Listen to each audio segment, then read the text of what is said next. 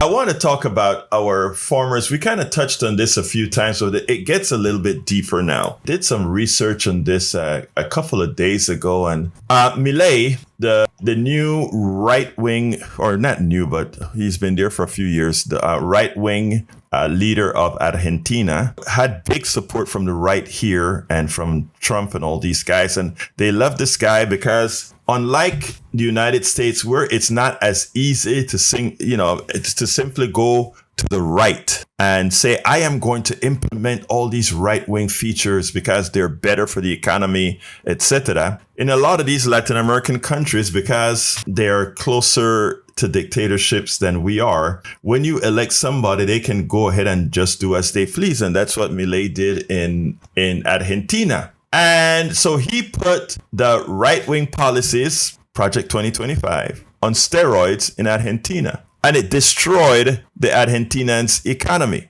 And when I say destroyed the economy, I mean Argentina used to be one of the richest countries in the world, one of the richest Latin American countries in the world as well. And now they're nothing more than a poor country. And this was all done by right-wing crap, not by a social state. Have you believe this was because of a social state? No. What Milei did is what a lot of the Republicans want to do here in the United States, and create something called austerity. Austerity means we reduce the people's pensions that's provided by the government. We reduce government services. We reduce all these things that the government provide. And by the way, when we talk about the government providing, remember what we're talking about. Things that are provided through taxing those who should be taxed, right? All of us, that is. And so that's what was doing. So the system completely failed. They pegged their money against the dollar. So whereas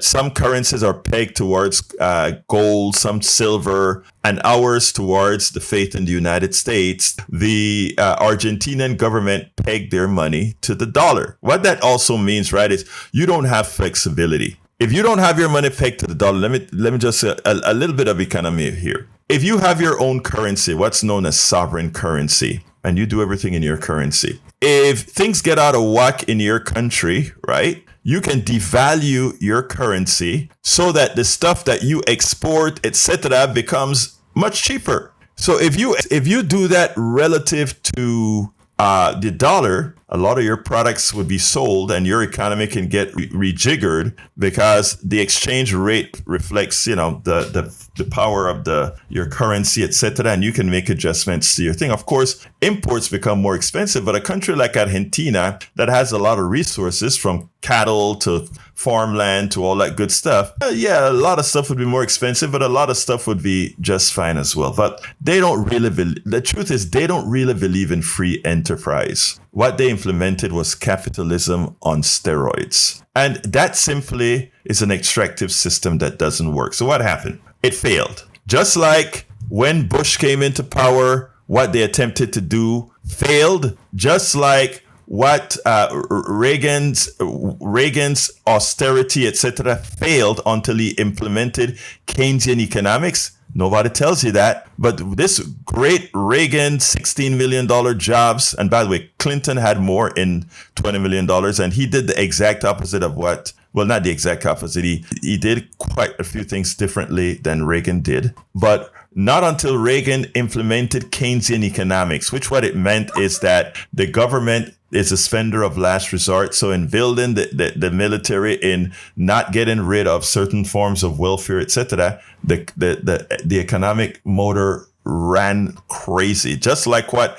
Biden did with the IRA and all these other policies, the economy took off. People say, well, what about inflation? Well, Argentina would love to have the inflation under the worst part of what Biden did, but we didn't get that. But anyhow, going back to the form at hand. So Milei implemented it on steroids. And what that meant is that they needed support. They needed support. And the United States, of course, with its tariffs that's killing the farmers and all these things right now, had some cash in the bank. Of course, we owe a lot of money, but hey, that is still cash we didn't expect, right? So right then and there, guess what Brother Trump did? Because he loves Milei. Milei is his friend, right? So he decided to bail him out. bail Argentina out and gave Argentina $20 billion.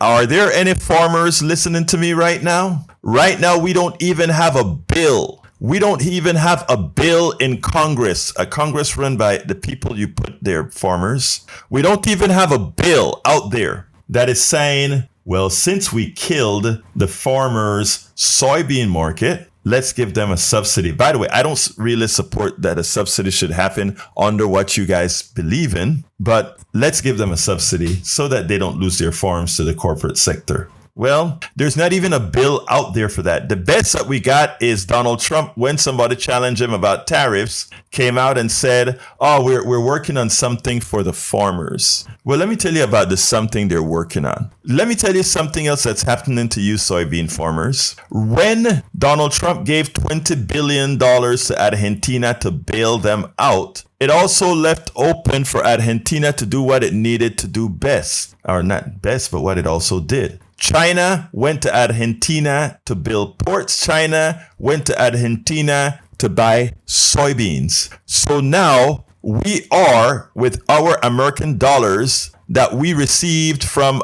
the tariff that is killing the American farmer, that money is going to Argentina to support them as China uses Argentina as its new market for soybeans. Remember, they buy, I think, 50-something% of the United States soybeans. Now, Argentina and Brazil are populating the biggest purchaser of soybeans on the planet. We are subsidizing them as our farmers' soybeans rot in the field or get thrown into the silos without anybody to buy it. And people may ask, well, why did he bail out Argentina, knowing that Argentina is going to be selling soybeans to the Chinese, hurting our farmers? If instead of giving that $20 billion to a country that is actually harming our farmers, shouldn't we just find a way to turn that subsidies into allowing the farmers to save their lands, etc.? We didn't. But you see, I always talk to you about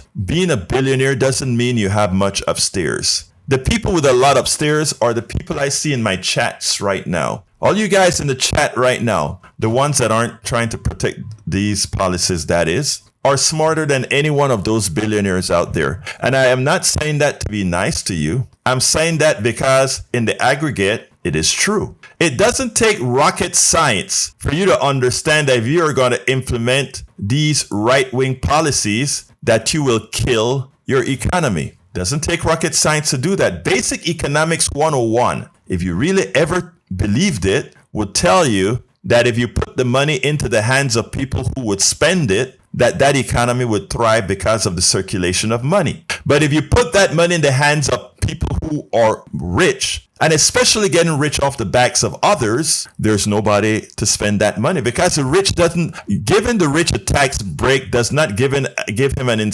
or her an incentive to spend anymore. They spend whatever they want. It just gives them an incentive to play more Monopoly with buying other stuff up around the world. And that's what they do. It just doesn't work. But the venture capitalists and and those people who trade in paper, in their infinite wisdom, they decided to invest in Argentina. And those stocks were going through the basement. They were failing left and right. So if Argentina filed for bankruptcy, well, you know how countries do. All that investment by these companies, these companies that they don't build anything, they just trade paper. They just trade stocks. They just trade financial instruments. And they made a bet. Remember, I tell you, it doesn't mean that they're smart. They made a bet that austerity would bring back the Argentinians' economy. But any one of you in this chat right now that I'm looking at, you know better. Austerity by design. Austerity,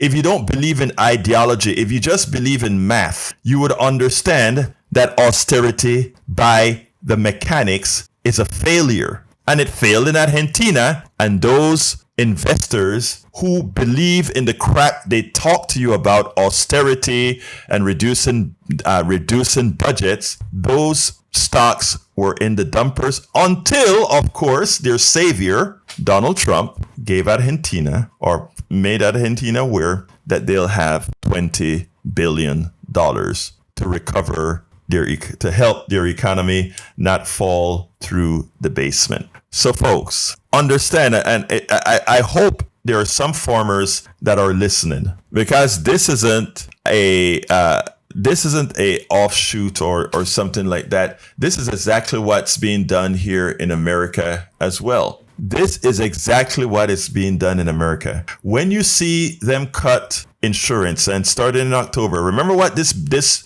shutdown is going to be about. This shutdown is about Democrats want to reinstitute subsidies for healthcare back in the system, because the big, bad, beautiful bill did not carry forward what Biden did. So therefore, these subsidies will expire. Those of you buying insurance on the exchange, you may think it only affects those people buying insurance on the Affordable Care Act exchange. It is going to be a lot deeper than that, because here's what's about to happen.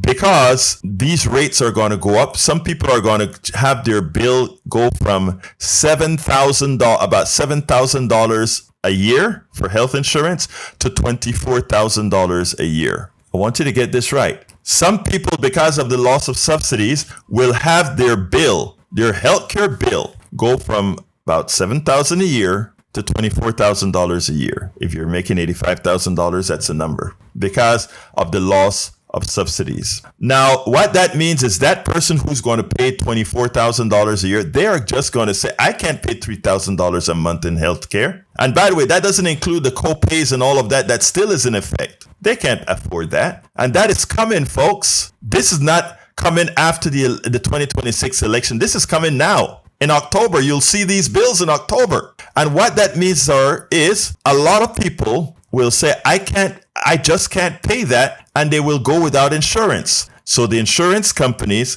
not getting money from the government, from the subsidies, not getting money from these people's paying premiums, they will go ahead and have to increase insurance rates, not only for the people on the exchange, but for everybody. And why? Because there's just one big pool of insurance money. Some coming from the government subsidies, some coming directly from people, individuals, and some coming from elsewhere. Look, this is one big circle, one big pool that's managed by others, and by others, that is. And once you take that big thing out, that's what happens. And again, how many people actually know that? That is what the shutdown is going to be about. Okay. And that is going to affect our economy. And that is what, as I'm watching Morning Joe, as I'm watching CBS, as I watch ABC News yesterday, nobody is informing the American people what these things are really all about. So therefore,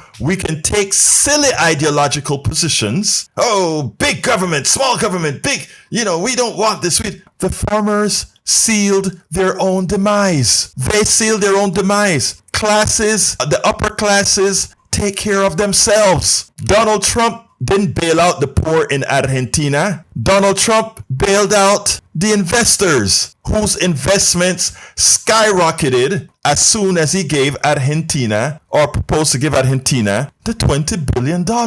Folks, did you hear this on mainstream media? And by the way, there are some media that is in fact reporting this, because that's how I got it, from obscure sources who have the receipts, but they don't publicize it for the masses to understand. And that's why we're here. And that's why we do what we do. That is why we do what to do. So, Steve, I don't understand what you said. Stephen says, farmers are about to become billionaires thanks to Trump tariffs. No, they're about to lose their farms, and the agribusinesses are about to buy them up. And exactly as Trump's former agricultural secretary says, we're going to have mostly industrialized farming. So small farmers with 100 acres or 50 acres or whatever, I'm sorry you voted for your demise, and you may have a comeback, but you don't have much time. All of our country's problems, from polarization to ignorance on domestic and international issues to a complete misunderstanding of our economic and healthcare systems, are a direct result of a derelict mainstream media that too often bend over backwards to support corporate or bought politicians' wants as opposed to the people's needs for real information to make their lives better. Independent media is the only solution to inform truthfully and factually. Why? Because our loyalties are to you, the ones who fund us with small dollar contributions and subscriptions. Please consider supporting our independent media platforms by subscribing to our Egberto Off the Record newsletter at politicsdoneright.com/newsletter. Again, that is politicsdoneright.com/newsletter. It's an investment that pays incalculable dividends.